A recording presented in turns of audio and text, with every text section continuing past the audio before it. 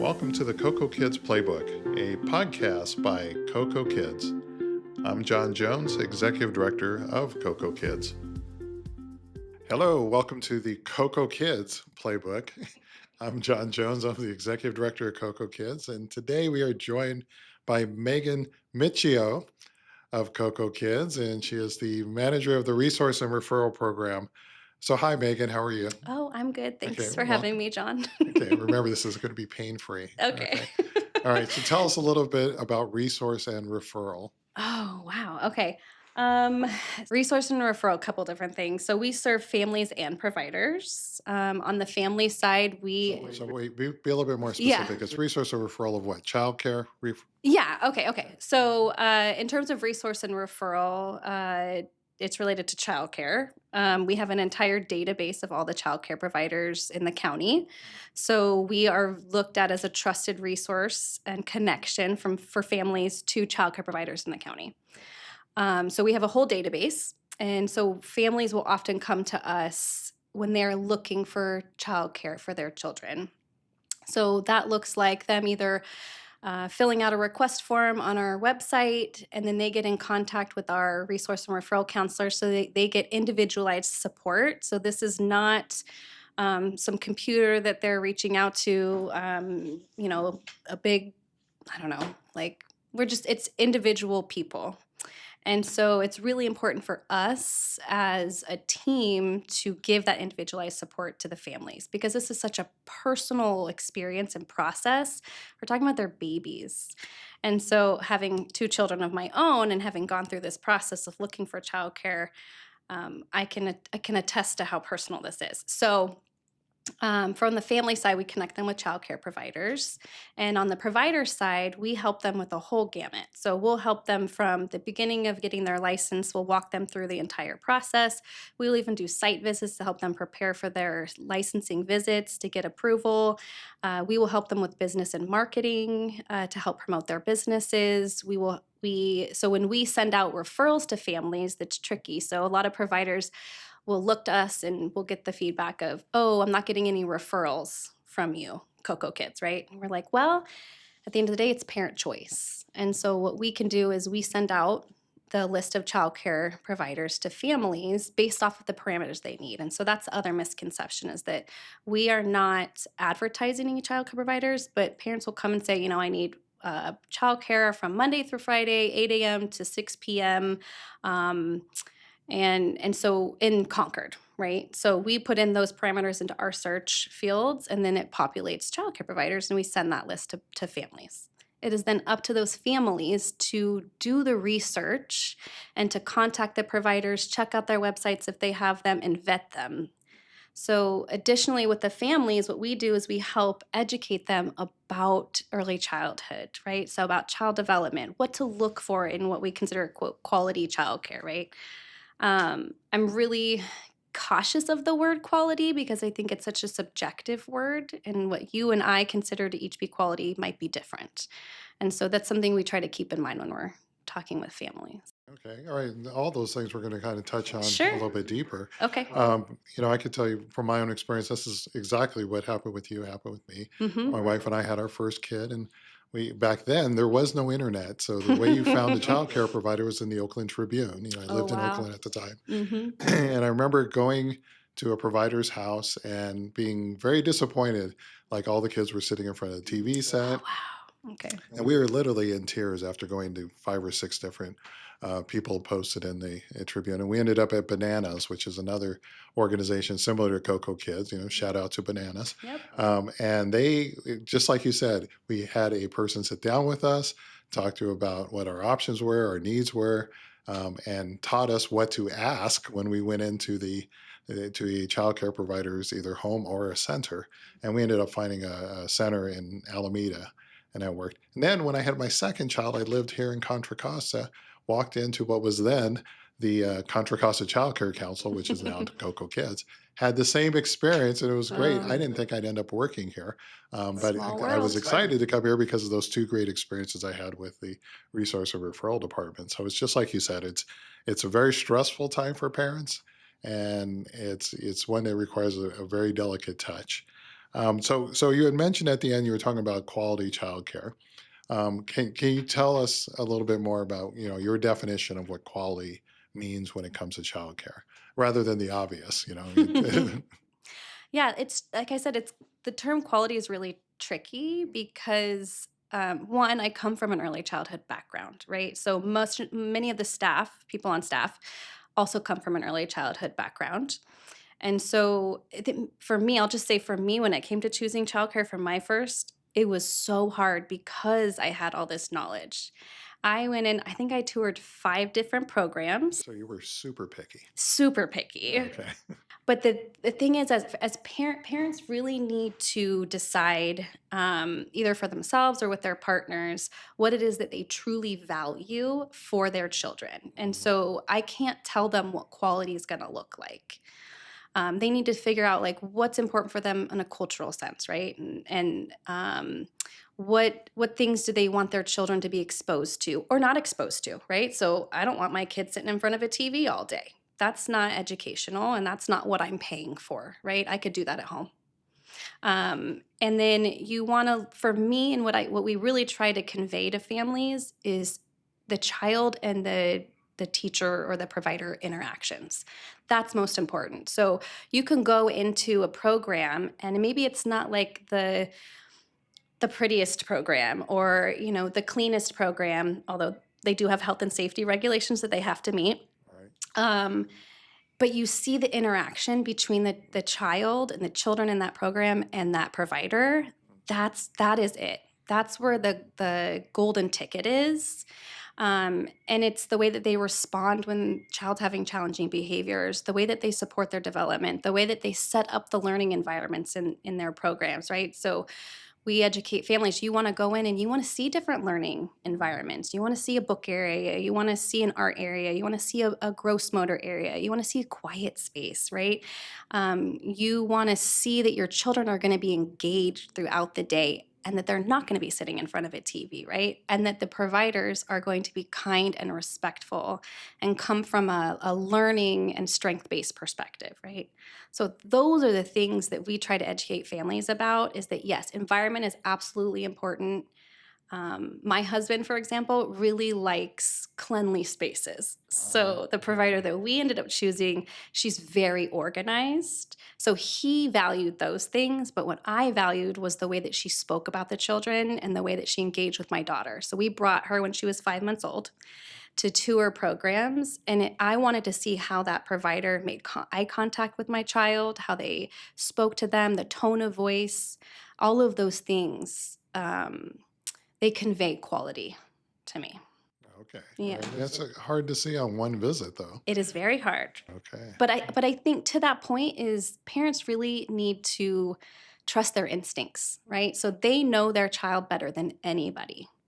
And really to lean into that and go, okay, so I have 2 kids, 2 very different personalities. I have worked with some families who will put their one child in one program and one in another Yeah. because they're very different individuals and what they need is very different. I was one of those. I had Okay. 2 kids. I had one at a center program, Yep. and I had another one at a family childcare because they, like you said, the kids had different needs. And I needed, for my youngest, I needed someone who was very nurturing. And then the other one, I needed someone who was more educational and teaching. Yep. So yeah, it was a lot of driving, but we made it work. The things you do for your kids, right? Yeah. Okay. So yeah, the things they make us do. Oh man. All right. Yeah. So you touched on some really key indicators for a great childcare environment. Tell us a little bit about the different types of choices parents Oh, have, because it's not just we're not talking about centers and exactly or just family childcare. What are the different options a family could have for childcare? sure. Yeah, that's a great question.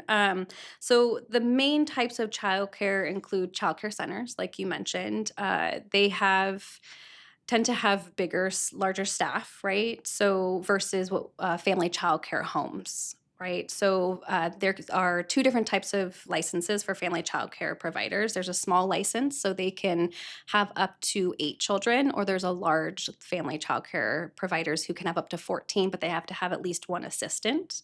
You say 8 children, is it that of different ages or all the same age Yeah, or also a great question. So different ages. So it depends on the ages. So for example, family child care providers can only have 4 infants and to 1 adult, regardless of the size, small or large family child care.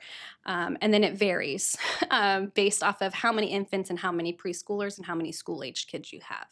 So, and that's also something we have a resource through our resource and referral department that we give out to families to help them feel educated about those ratios. So one time we were with our family childcare provider, and she and I were talking shop about ratios, and he was like, "What's that?" And this is, mind you, I think our second child was 3, so we've been in her care for almost 5 years at the time, and he had no idea what childcare ratios were. okay. And so it's important for families to understand that when they go in, like, oh, is this provider within ratio? Most providers are. They follow regulations, but it's just another piece of the puzzle to make sure that you're aware of. All right. Yeah. All right. And so that's with family child care center based. Are there any other types of Yes. within that spectrum? Yeah, so that's a great question. So there are also Head Start and Early Head Start programs. So families who are income eligible can apply for Head Start programs, which is 3 and over, and then Early Head Start is 0 to 3-year-old kiddos. And sometimes those programs can be located in family child care programs or homes, but a majority of them are in center-based programs. There are also like California state preschool programs. So those are programs that are funded by state funding, they have their own funding and financial assistance programs outside of like the subsidy programs that Coco Kids offers. Okay. All right. So I would miss a great opportunity because Okay. before you became manager of the Oh, resource and referral department, you yeah. were our inclusion specialist. Hmm. So for families who have a child who has a special need, Yeah. how accessible are these environments or what should they be looking for to make sure their child Mm. can participate? Or should they just be looking at specialized programs that meet their kids' needs? Yeah, that's a good question. It's tough. So again, I think it comes down to the individual child and the individual child's needs. More often than not, it is advantageous for all children to be included in all childcare settings. Not only for the child with a disability or delay, but also for the children who are considered neurotypical. And so, for many reasons, one, everybody has a right to have access. That is their human right to be included. And then also they're learning skills from each other, right? On both ends of the spectrum. You're learning about social skills and empathy, and you're learning how to be inclusive, and then you're learning all these other developmental skills from each other, right? So it is beneficial for everybody to have children of all abilities included in all programs. Now, in terms of accessibility, that's not always the reality for families who have children with disabilities. Um, you know, when we talk about inclusion, one of the biggest barriers for providers is fear. And it's not fear of the child, it's fear of not knowing what to do and how to support children who have needs that they're unfamiliar with or uneducated about. And so that's where the inclusion specialist, our inclusion warm line comes in, and our quality improvement team also comes in. So we have an entire team at Coco Kids that's dedicated to promoting quality improvement for childcare providers. And so we have all of these resources at their disposal that will help them learn about strategies and resources in the community to help them. They don't have to do this work in isolation. I mean, the providers. And so we encourage them to tap into those resources and those strategies in order to create space for all children. I'll say one other thing is that we do have on our R&R team our inclusion specialist who also runs our warm line. She does what we call enhanced referrals. So when families call in who have children with disabilities, delays, behavior challenges, children who are at risk of expulsion or suspension, she will provide a little extra support in terms of finding care for them. So that looks like the resource and referral team already, and with any referral, we'll reach out to providers, make sure they have space, make sure that none of their other programming information has changed, so that that's all up to date in our database. But our inclusion specialists will work with them and coach them and provide them those resources to make sure that they are open to even having those conversations with families, and she will coach them and say, hey, let's pretend, like, let's role play and pretend that this parent's calling us. Let's see how it goes, see how it feels. And in that way, she has opened up the number of child care providers who are open to serving children with disabilities. And the other day, she and I were sort of looking that about half of the child care providers in our database are also serving children with disabilities. Oh, okay. Yeah. Well, I know you have a person on staff, Brianna, who Hmm. used to work for me in another environment. She Yes. actually ran a classroom where it had typically developing along with kids with special needs. And I Hmm. agree with you. The kids who didn't have a disability became so empathetic. It's like you saw them blossom in ways that they Yeah. wouldn't have done it if they hadn't been, their peers weren't all together in the same room. So it's great you even have Brianna on staff because she knows Yes. firsthand how to make that work and can work with providers doing that. I Um, agree. so let's go back to the child care provider because I know some parents have a lot of anxiety about putting their kids in child care to begin with, Hmm. um, and a lot of it has to do with safety. Unfortunately, every once in a while you hear about an incident where a child is either injured or out here in the Bay Area, we had a case a year ago where two children drowned in a pool. Hmm. So, how do you help a parent kind of work through that anxiety about is my kid in a safe environment? Because that's really what they need. Is they Yep. need not to worry about their child while they do their job, and they want to be able to come home and make sure the child's in a safe place. Mm. So, in your role, you and your staff, how do you help parents address those issues? That's a great question. So I would say that we address this issue on the parent and the provider side, in collaboration with Community Care Licensing, who is the regulating agency that oversees all the licensure of all the licensed child care providers in the county. So on the I'll answer the provider side first. So on the provider side, they have strict health and safety regulations that they have to meet in order to become licensed. Whether they're family child care providers, or center-based programs, or CSPPs, California State Preschool Programs, or Head Start programs. And then they get annual visits to make sure that they're in compliance. And then we also, as the R&R staff, we also offer what we call like TA visits, technical assistance visits, that we will provide quarterly, even monthly for many providers, and we'll check in with them, make sure that they have what they need. You spoke about the two children who drowned at the child care program. So that actually elicited child care licensing to make their regulations for pools even stricter, which is actually something that they're implementing now, and we're helping providers implement those new strategies and regulations as well. And that includes like having a gate around the pool that only opens outward. Right? They have to check the perimeters daily. So before the child care program opens, they have to be checking the safety aspect of the pool. They have to have a cover over the pool that is so strong that a person can actually stand on it. So what we've heard is that licensing program analysts will make the child provider go stand on top of the. Oh, they're not going to do it No, themselves. they're like, I'm not doing Okay. that. Okay. Uh, So they'll make them do it, and then there's other things. So it's so tragic that things like that happen where children die from a situation like this, but then they're trying to increase those health and safety regulations to make sure that doesn't happen again.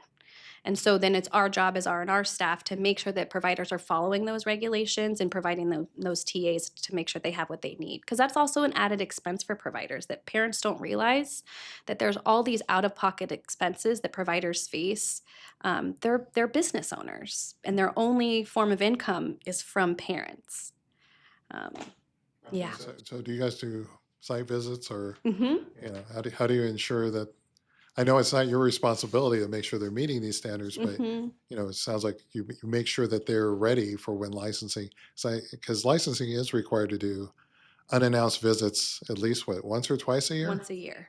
So, which is I think a decrease from what they used to be. Mm. So, if the state funds it at a higher level, there'll be more site visits. So, if you want to advocate for something, it's Hmm.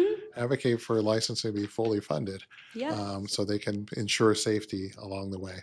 All Yep. right. So in your world as an R&R manager, what is the one thing that you would like to see us be able to do more of for families and providers in our area? Lord, for families and providers. Oh man. That's a tricky one.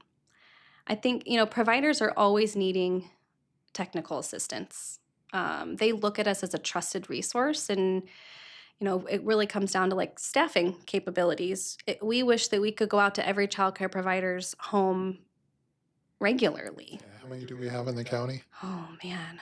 I just wrote this down. I think it's a little over, it's like 300, almost 350 centers. Centers and about 750 No, I think family it's, childcare. yeah, I think it's a little more. It's closer to 800 Yeah, now. so we're talking over 1,000. Well, and so the other thing is to go back to your question earlier about the types of programs. One of the other ones is what we call FFNs, right? So family, friends, and neighbors. Okay. And there are about 800 family, friends, and neighbors in the county. And I will say that due to the pandemic, there's been an uptick in the number of families that are utilizing family, friends, and neighbors. And that's literally what it sounds like. It's your family. It's like your uncle, your grandma, your sister, and then your friends and your neighbors. And so there's a couple things that come into play with that. One, the pandemic completely changed the whole landscape of the early childhood field in a couple different ways. One, families are working from home more. So there are less families that need full-time childcare. Or they're working hybrid, right? So they need part-time care. Again, they need less hours. The trouble with that is that family childcare programs, if you take up a part-time spot, you're taking the space of a potential full-time spot. And so then that requires family childcare providers to get creative about filling in that extra space and that time and that income. Right. So, and then also there's not that big of a price difference from part-time care in a family childcare program to full-time because it's their livelihood. Right. And so I just want to note too that family, friends, and neighbors are another really big piece of the childcare options. But that all of this is out of pocket for families. Right, which, it's not a secret that childcare is roughly the second biggest expense families have Yeah. behind their mortgage or their rent. Then it's your childcare. Yes. Yeah. Well, Mm-hmm. so you've brought in some great ideas on what parents need to think about. I usually don't give out the number, but there is, if you go on cocokids.org, Mm-hmm. they can find your smiling face and your Oh. staff and give you a call directly. Yeah. All I think right. that's one of the biggest pieces for us is that we want people to know they can contact an actual person directly. So we have our direct phone numbers, we have our direct emails. Call us.